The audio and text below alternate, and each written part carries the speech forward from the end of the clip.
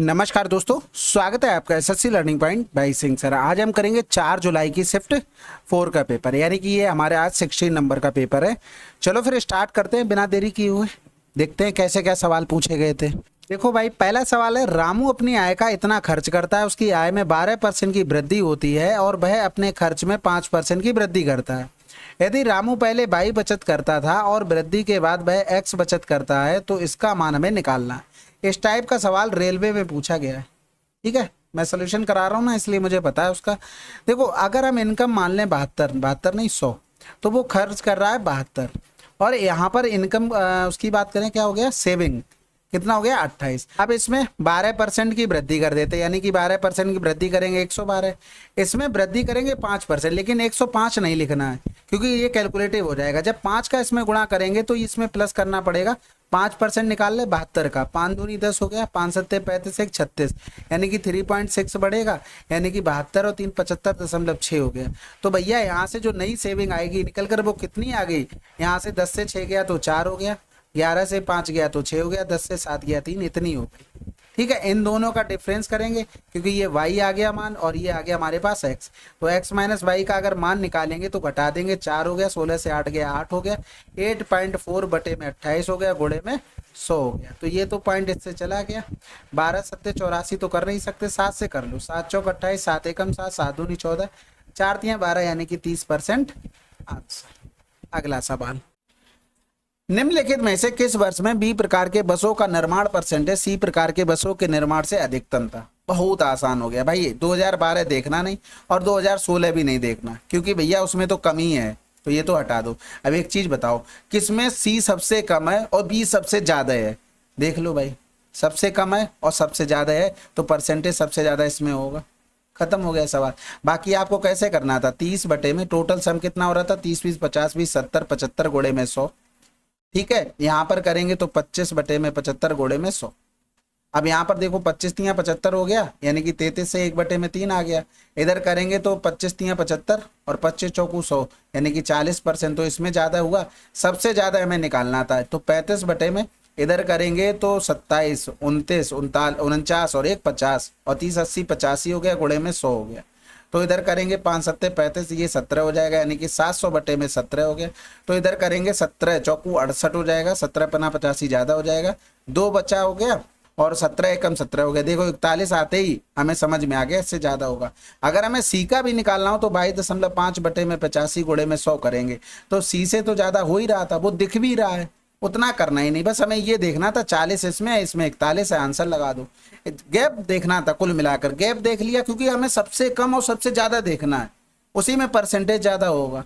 ठीक है, अगला सवाल, किसी वस्तु के अंकित मूल्य पर इतने की छूट देने पर 35% का लाभ होता है, छूट 45% होने पर लाभ परसेंटेज। देखो, डायरेक्ट लिखने का तरीका बताया था। छूट वाली चीज डायरेक्ट आ जाएगी छूट देने के बाद सीपी पर, प्रॉफिट वाली एमपी के नीचे। नहीं तो ऐसे लिख लो, एमपी पर छूट देते हैं तो 65% हो गया, ये सेलिंग प्राइस बन गया छूट देने के बाद। और यही सीपी में अगर प्रॉफिट जोड़ लेंगे तो ये भी सेलिंग प्राइस बन गया, 2 बार बराबर कर दिया। तो ये चीज आपको डायरेक्ट लिखनी आनी चाहिए। अब वो कह रहा है कि 45 की छूट दे दें, तो छूट बची कितने का, 55% बचा, और ये रेशियो हमें 65 से बनाना है, कितना प्रॉफिट होगा क्या होगा। तो ये 11 हो गया, इधर करेंगे ये 13 हो गया, तो 5 दूनी 10 हो गया, 5 सत्ते 35 हो गया, इधर 5 दूनी 10 हो गया, तो इधर करेंगे 2 9 7, इधर हो गया 13 दूनी 26, यानी कि 260। तो इधर देखेंगे 9 से 6 गया तो 3, 37 का प्रॉफिट होता किससे, 26 से, गुणे में 0 हो गया। तो इधर कर लेंगे 2 पंजे 10, 5 सत्ते 35 हो गया, 5 तिया 15 और 3 18 हो गया, बटे में हो गया हमारे पास, ये मैंने क्या किया, ठीक है ना, 13 आ गया, 13 एकम 13 हो गया, बचा कितना 5, तो 13 चौकू 52 कर लेंगे, बस आंसर आ गया। ठीक है, अगला सवाल, 100 मीटर की एक दौड़ में ए बी को 20 मीटर से और बी सी को 5 मीटर से हराता है, उसी दौड़ में वह दूरी ज्ञात कीजिए जिसके ए सी को हराता है। तो देखो, 100 मीटर की दौड़ में ए बी को 20 मीटर से हराता है, यानी कि ये रेशियो बन गया, और फिर कह रहा था बी सी को 5 मीटर से हराता है, यानी कि ये कितना बन गया, 95 बन गया। लेकिन एक चीज बताओ, ये दोनों तो सेम होने चाहिए, यानी कि 8000 हो गया, और इधर अगर बनाएंगे 8000 तो 100 का गुणा करना पड़ेगा, तो 100 का गुणा इसमें भी कर दो। इधर 8000 बनाना है तो हमें किसका, 80 का गुणा, तो 0 8 पन्ना 40, 8 ने 72 4 76। भाई ऐसा तो है नहीं कि डिस्टेंस चेंज कर लेंगे हम, ये कैंसिल आउट ये कैंसिल आउट, यानी कि 100 जब ये जा रहा है तो ये 76 कितने से आ रहा है, 24 से। लेकिन आपको ऐसे नहीं करना होता है। यहाँ पर अगर ए अपॉन में बी और इनटू में बी अपॉन सी कर दे, कोई दिक्कत है? तो यहाँ पर 100 जा रहा था ये, तो ये बी 80 जा रहा था, पहला वाला रेशियो लिखा है। दूसरे वाले में रेशियो अगर बी 80 जा रहा है, बी 100 जा रहा है, तो ये 95 जा रहा था। बस खत्म हो गया सवाल, जीरो से जीरो चला गया। अब ये 100 नहीं हटाएंगे क्योंकि ए को अभी भी हराना है इसी को, तो ए को पूरा जाना पड़ेगा। तो इधर लिखेंगे तो ये हो जाएगा 100 इंटू में 10, ठीक है। या तो हम ऐसे कर लेते, 5 दूनी 10 हो गया, 19 बना 95, 2 चौकू 8, 19 चौक 76, यानी कि यहाँ पर आ जाता 100 बटे में 76। बात वही की है, बस थोड़ी सी कैलकुलेशन बच जाती है। अगला सवाल, 60 सेंटीमीटर आधार व्यास और इतनी ऊंचाई वाले एक बेलन का पार्श्व पृष्ठीय क्षेत्रफल और संपूर्ण पृष्ठीय क्षेत्रफल का अनुपात क्या होगा? देखो, पार्श्व पृष्ठीय क्षेत्रफल बेलन का 2 पाई आर एच होता है, और अगर हम संपूर्ण लिख दें तो 2 पाई आर एच प्लस का आर होता है, यानी कि ये कैंसिल आउट हो गया। तो एच का मान हमारे पास 10 हो गया, और यहाँ पर 10 प्लस का रेडियस 30 हो जाएगी, तो यानी कि 1 बटे में 4 आंसर। अगला सवाल कह रहा था एक वृत्त में ओ केंद्र है, ए ओ बी व्यास है, तुरंत बना लो। व्यास से तो छुटकारा पा लो भाई, ये व्यास फिक्स हो जाता तो बड़ा तसल्ली मिलती है ना। कह रहा है एटी वृत्त की स्पर्श रेखा है, यानी कि ए ओ बी व्यास है, एटी वृत्त की स्पर्श रेखा है, तो इस तरीके से बना लो भाई, चाहे ऊपर से बना लेते चाहे कहीं से भी बना लो।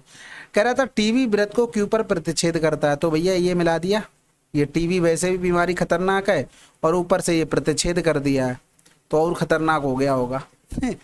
अब यहाँ पर देखो भाई, टीवी का मान दिया गया तो क्या क्यू पर प्रतिच्छेद करता है, ए ओ क्यू, ए ओ और क्यू, यानी कि इसको मिला देंगे तो इसका मान दिया गया था 94 डिग्री। कह रहा था ए टी क्यू का मान क्या होगा, यानी कि इसका मान हमें निकालना था।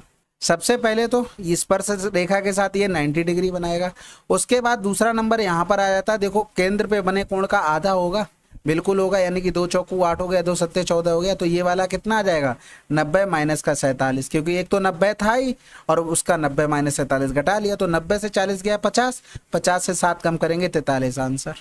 अगला सवाल, एक व्यक्ति ने इतने रुपए प्रति पुस्तक के मूल्य से 4 पुस्तकें, 60 के 5 पुस्तकें, 70 के 6 पुस्तकें खरीदी, व्यक्ति के लिए पुस्तक का औसत मूल्य क्या है? ये वही सवाल बन गया, 4 लोगों का एवरेज 50 है, 5 का 60 है, 6 का 70 है, टोटल एवरेज बताना है, ठीक है। अब देखो, जब भी कैलकुलेशन आसान मिले, हमने आपको बताया डायरेक्ट गुणा कर लो, 5 चौकू 20, 6 पंजे 30, 7 छक्का 42, और इनको जोड़ेंगे 0 और 2 हो गया, 4 3 7 2 9, टोटल कितनी होगी 4, और 5 4 9 9 6 15 से भाग कर दो, तो 15 छक्का 90 हो गया, बचा कितना है 2, फिर 15 कम 15, आंसर आ चुका है। क्योंकि ये हमारी हैबिट में होता है गुणा करना, क्योंकि हम बचपन से करते आ रहे हैं, डिवीजन भी लग जाएगा, लेकिन जब कैलकुलेशन आसान है तो क्यों करना है। अगला सवाल, एक वृत्त 30 डिग्री केंद्रीय कोण वाला त्रिज्यखंड काटा जाता है, यदि इस त्रिज्यखंड के चाप की लंबाई इतनी है तो वृत्त की त्रिज्या क्या है? सिंपल सा फार्मूला लगेगा, 2 पाई आर, यानी कि पाई का मतलब 22 बटे में 7, आर का मतलब क्या हो गया निकालना है, 30 डिग्री एंगल और बटे में क्या हो जाता है 360, डायरेक्ट फार्मूले में मान रखा है, ये तो याद होनी चाहिए, नहीं याद होगी चीज़ें तो फिर मैं क्या ही कर सकता हूँ, ठीक है। ये पॉइंट इस 0 से चला जाएगा, इधर करेंगे 3 एकम 3, 3 एकम 3, 3 दूनी 6 हो गया, इधर करेंगे तो 2 छक्के 12 हो गया, इधर करेंगे 11 दूनी 22, 11 पन्ना 55 हो गया, इधर करेंगे तो 5 दूनी 10 हो गया, तो आर बराबर लिखेंगे 7 छक्का 42 बटे में हो गया हमारे पास 4, तो 4 एकम 4, 0 4 पंजे 20 आंसर। अगला सवाल, यदि एक ठोस लंबवृत्तीय बेलन की ऊंचाई इतनी है और इसके आधार का व्यास इतने सेंटीमीटर है, तो लंबवृत्तीय बेलन का कुल पृष्ठीय क्षेत्रफल क्या होगा? सबसे पहले 11 की डिविजिबिलिटी आप लोग चेक करना, ठीक है, तब तक मैं सॉल्व कर रहा हूँ। ये जरूर करते रहना, जब तक आप घर पे बैठ के अच्छे से इसकी प्रैक्टिस नहीं करोगे तब तक आप डिविजिबिलिटी चेक नहीं कर पाओगे, क्योंकि डर लगा रहेगा आपको कि ऐसा ना हो कहीं गलत लग जाए। तो ये तो 15 हो गया भाई, यहाँ व्यास दिया गया था, रेडियस 15 हो गई, इधर करेंगे तो 27 प्लस का 15, यानी कि 7 5 12, तो ये 42 हो गया, 7 छक्का 42, तो 22 दूनी 44 हो गया, और 15 चौकू 60, 15 चौकू 6 66, गुणे में 6 कर देंगे, यानी कि आंसर 0 जैसे ही मिला आंसर आ चुका है, ठीक है। अगला सवाल कह रहा था इतने व्यास वाले 3 ठोस गोलों को एक साथ पिघलाकर एक ठोस गोला बनाया जाता है, तो इसकी त्रिज्या हमें बतानी है। देखो, अगर हम 2 से भाग ना करें तो हमें ये सामने वाले वृत्त का क्या मिलेगा, व्यास मिलेगा, जब व्यास निकाल लेंगे उसके बाद हम आधा कर लेंगे।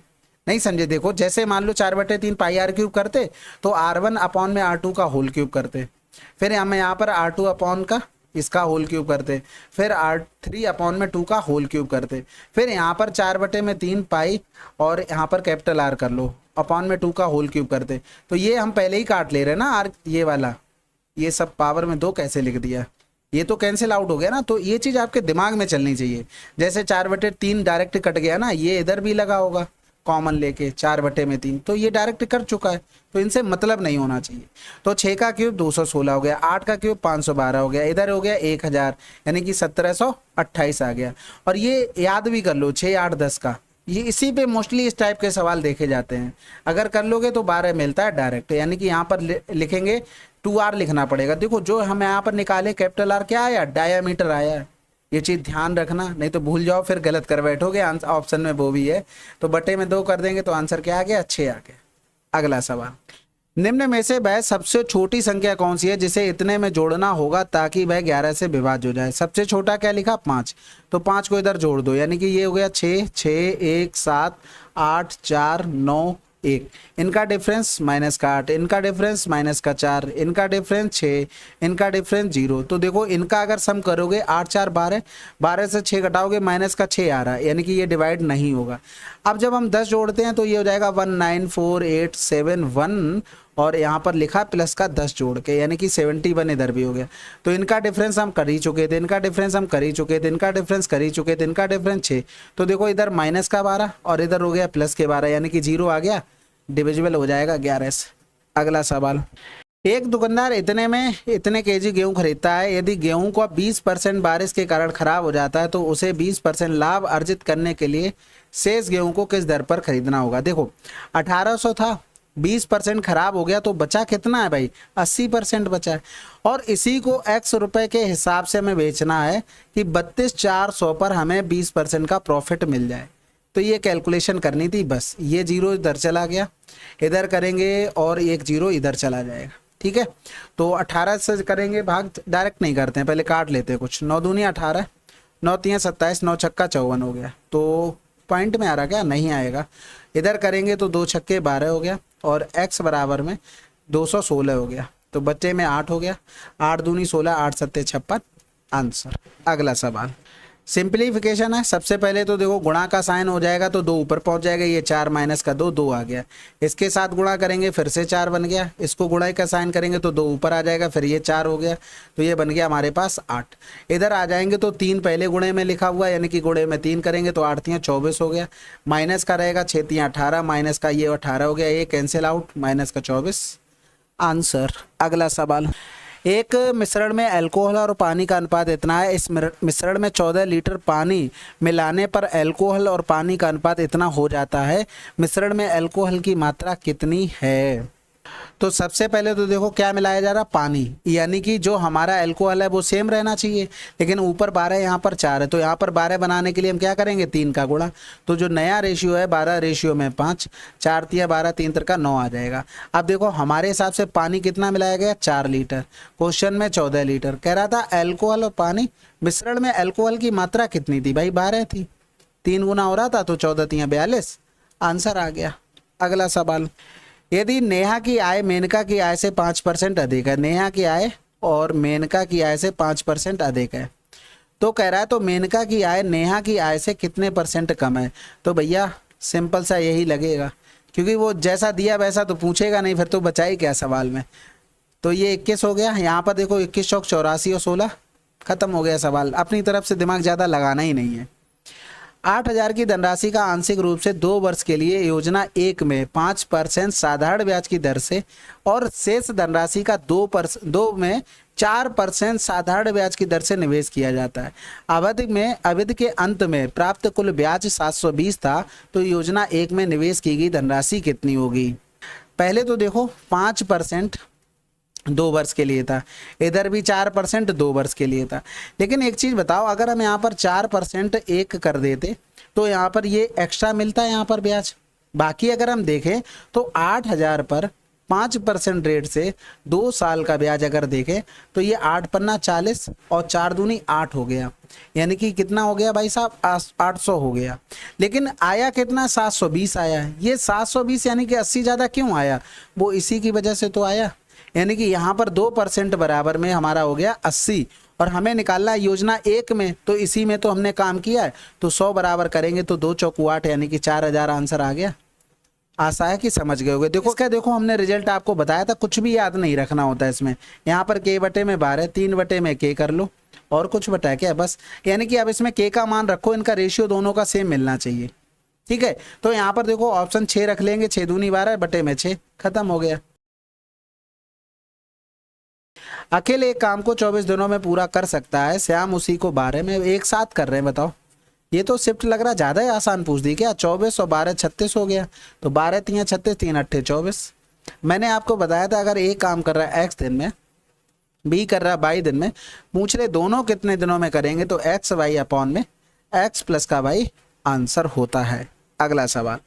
अब ये सवाल देखो हर चीज आसान है। यहाँ पर जो लिखा हुआ है वो लिखा हुआ है बेस अपॉन में परपेंडिकुलर। अब 3 4 5 से आपको हाइपोटेनस भी पता हो गया, 5 होगा, तो ये लिखेंगे ये परपेंडिकुलर अपॉन में हाइपोटेनस होता है। तो परपेंडिकुलर का मान यहाँ पर 4 दिया था, 4 बटे में 5। यहाँ पर लिखेंगे तो ये बेस अपॉन में हाइपोटेनस होता है। बेस कितना लिखा 3, हाइपोटेनस 5 हो गया, और कॉट 10 अपोजिट होता है कॉट का, 4 बटे में 3। तो यहाँ पर 4 3 7 हो गया, 7 3 21, माइनस का 5 को 20, बटे में हो गया 5 3 15, यानी कि 1 बटे में 15 आंसर। अब इसमें जरूरी नहीं चित्र वगैरह बनाओ, आपके दिमाग में होना चाहिए कि चल क्या रहा है। ठीक है, बाकी अगर बनाना हो तो इस तरीके से बना सकते हो। ये 3 हो गया, ये 4 हो गया, ये 5 हो गया। अगला सवाल कह रहा था 5 इकाई और 8 इकाई लंबाई की 2 समांतर जीवाएं 7 इकाई त्रिज्या वाले एक वृत्त के केंद्र के सम्मुख दिशाओं यानी कि अपोजिट साइड में है। जीवाओं के बीच की दूरी कितनी है, उत्तर बताना दशमलव में। क्वेश्चन तो देखते ही मतलब ऑप्शन देख के तो ये लग रहा बहुत ज़्यादा टफ होने वाला है। ये यहाँ से इस तरीके से हो गए। यहाँ से बोला है कि 7 इकाई की त्रिज्या है, इसकी ये 5 था तो ये 5 बटे में 2 हो जाएगा, ये 8 था तो ये 4 हो गया। यहाँ से इसको मिलाते हैं, ये कहाँ सेंटर है कहाँ जा रही लाइन। ठीक है, ये 7 हो गया, ये भी 7 हो गया। अब देखो इसमें हमें ट्रिपलेट लगाना पड़ेगा, यानी कि ट्रिपलेट से जब इसको निकालेंगे तो ये आ जाएगा 7 का स्क्वायर माइनस में 5 बटे में 2 का होल स्क्वायर और अंडर रूट में। अगर हम जब इसको निकालेंगे तो ये हो जाएगा अंडर रूट में 7 स्क्वायर माइनस में 4 का स्क्वायर। अब ए स्क्वायर माइनस बी स्क्वायर का फार्मूला लगा देते हैं, तो 7 प्लस का 5 बटे में 2, और इधर हो जाएगा हमारे पास 7 माइनस का 5 बटे में 2, ये माइनस का है, यानी कि 7 दूनी 14 5 19 बटे में 2। इधर करेंगे तो 7 दूनी 14, 14 से 5 गया तो 9 बटे में 2 हो गया, अंडर रूट में था। यानी कि अगर हम इधर लिखना चाहें तो ये हो जाएगा हमारे पास 3 बटे में 2 और अंडर रूट में 19। इसमें भी हम वही लगाते हैं भाई फार्मूला, ए स्क्वायर माइनस बी स्क्वायर का, 7 4 11 और 7 से 4 गया तो 3 हो गया, अंडर रूट में 33 आ गया। अब देखो इसके रूट की थोड़ा निकालने की ट्रिक होती है। जैसे अंडर रूट 33 लिखा है, 33 से पहले किसका स्क्वायर आता है, 5 का स्क्वायर। अब 25 आता है, 25 ये देखो कि इसमें दोनों में डिफरेंस कितना है, 8 का है, तो प्लस में 8 बटे में इस नंबर का डबल लिख दो, किसका, ये नंबर का, तो 10 लिख दिया नीचे, यानी कि ये 5.8 बन गया हमारा। ये अप्रोक्सीमेट होता है, एग्जैक्ट नहीं होता है। ऐसे ही हम 19 का जब निकालेंगे तो अंडर रूट 19 में इससे पहले 4 चौकू 16 आता है, यानी कि 16, और 16 और 19 में डिफरेंस कितने का है, 3 का है, और बटे में इसका हम लिख देंगे 2 गुना, 8 हो गया। यानी कि इधर पॉइंट लगाएंगे, 0 बढ़ाया तो 8 3 24, 8 7 56, 8 5 40, यानी कि 4.375 इसका आ जाएगा, अप्रोक्सीमेट आया है। ठीक है, अब यहाँ पर देख लो भाई, इसका तो मान आ गया 5.8 आ गया, इधर लिखेंगे 3 बटे में 2, 4.375, यानी कि 2 पंजे 10 हो गया, सॉरी 3 पंजे 15 हो गया, 3 सत्ते 21 1 22 हो गया, और 3 तरका 9 2 11 हो गया, 3 चौकू 12 1 13 हो गया, 0.3 के बाद था बटे में 2 हो गया। इधर करेंगे तो 2 छक्के 12 हो गया, बचा कितना हमारे पास 1, फिर 2 पंजे 10 हो गया, इतना ही जोड़ लो। देखो 8 5 13 की 3 हासिल लगा 1 हो गया, 6 6 12, तो 12.3 समथिंग हमारा आंसर आना चाहिए। तो भैया 8 तो ज़्यादा हो रहा है, आंसर लगा दो। ठीक है, अप्रोक्सीमेट आंसर आया, ये एग्जैक्ट नहीं आया, ये चीज़ समझ लेना। कैलकुलेटिव सवाल तो था, इसमें करके आ सकते थे, लेकिन हम इन दोनों को कैलकुलेशन करके हमने जोड़ दिया, किसको किसको, इन दोनों को। ठीक है, अगला सवाल, त्रिभुज एबीसी में AB बराबर AC है। ठीक है, चलो बना ही लेते हैं, क्योंकि हमने एंगल देखे तो आसान सवाल लग रहा है, इसलिए बना ले रहे। ठीक है, AB बराबर में AC, BC को D तक इस प्रकार बढ़ाया जाता है, तो ये D तक बढ़ा दिया कि CD बराबर में AB हो गया, यानी कि AB भुजाएं बराबर हो गई। फिर कह रहा था कोण ADC 30 है, कोण ADC यानी कि ये 30 है तो त्रिभुज के कोण कितने होंगे। सबसे पहले देखो कि 180 तो दिया ही होगा सबका सम, ऐसा तो हो ही नहीं सकता। तो फिर अगर नहीं भी होगा ना तो एग्जामिनर सबसे बड़ा, समझ लो मैं क्या कहना चाहता हूँ। तो ये 60 हो गया। जब ये 60 हो गया कैसे हुआ, एक्सटीरियर एंगल की प्रॉपर्टी से। कौन से ट्रायंगल के, ए सी डी का। ठीक है, तो ये दोनों भुजाएं बराबर थी, ये भी 60 तो ये भी 60 हो गया, इसमें कुछ था नहीं। छात्र ने गणित पर कितना समय बिताया और गणित में कितने अंक प्राप्त किए। सबसे पहले ऑप्शन देखा करो, ऐसा तो नहीं कोई मैच ना हो रहा। देखो ये 2 जगह मैच हो रहा, ये भी 2 जगह मैच हो रहा, नहीं हो रहा होता उसी पर हम काम कर लेते। तो पहली कंडीशन में 100 बराबर में कितने घंटे, 16 घंटे। ठीक है, और किसका मैथ का निकालना था, यानी कि 40 का। तो ये कैंसिल आउट हो गया, 16 चौकू 64 यानी कि 6.4। 500 में से 400 अंकों का चार्ट दिया गया था, मैथ का निकालेंगे तो ये भी सेम होगा, 21 चौक 84 आंसर। अगला सवाल, यदि चाय की कीमतों में 40% की वृद्धि की जाए तो चाय की खपत को कितने % कम किया जाना चाहिए ताकि कोई भी वृद्धि ना हो। 40 की वृद्धि हुई, 40 की कमी करनी पड़ेगी, लेकिन किसमें, 140 में, गुणे में 100। तो ये कैंसिल आउट हो गया, 2 दूनी 4, 2 सत्ते 14 हो गया, यानी कि 28 ही 4 बटे में 7। ये परसेंटेज याद है इसलिए डायरेक्ट मार्क कर दिया। देखो हुआ क्या है, 100 से 140 हुआ, हमने इसी से डायरेक्ट इस पर पहुंच गए। अगर नहीं पहुंचना है तो ये प्राइस हो गया, और ये प्राइस हो गया तो इसके कंजम्पशन की जब बात करते तो पहले 140 रहा होगा, अभी 100। तो देखो पूरा इनका प्रोडक्ट करेंगे और इनका करेंगे, दोनों का सेम आ रहा, तो कितने की कमी करनी पड़ेगी, 40, 1 बटे में 40 गुणे में 100। तो आप जैसे भी करना चाहो वैसे कर सकते हो, आपके दिमाग में कॉन्सेप्ट होना चाहिए, लिखना इतना नहीं है। कह रहा था केमिस्ट्री में रिया द्वारा प्राप्त अंक। देख लो भाई, सबसे पहले टोटल अंक कितने हैं केमिस्ट्री में। गणित, भौतिकी और रसायन विज्ञान में अधिकतम अंक 140 है, और उसने केमिस्ट्री में लिए कितने हैं, यहाँ पर हो गया 130 140 में से। तो ये गुणे में 100 हो जाएगा, कैंसिल आउट हो गया, तो 1300 बटे में 14 हो गया। 14 ने में 126 हो गया, 4 बचा, 14 3 पहले ज़्यादा हो जाएगा, 14 दूनी 28 हो गया, बचा कितना है, 2 कह रहा हूँ, 14 दूनी 28 यानी कि 12 बचा, 120 हो जाएगा, 14 अट्ठे 112 कर देंगे, यानी कि 92.8 समथिंग आंसर आ जाएगा। अगला सवाल कह रहा था इन वर्षों में गेहूं और मक्के के औसत उत्पादन के बीच अंतर क्या है। देखो हमें औसत में अंतर निकालना है, ठीक है, वो बाद में भाग कर लेंगे, क्या दिक्कत है, अभी सब ऐसे ही देख लेते हैं।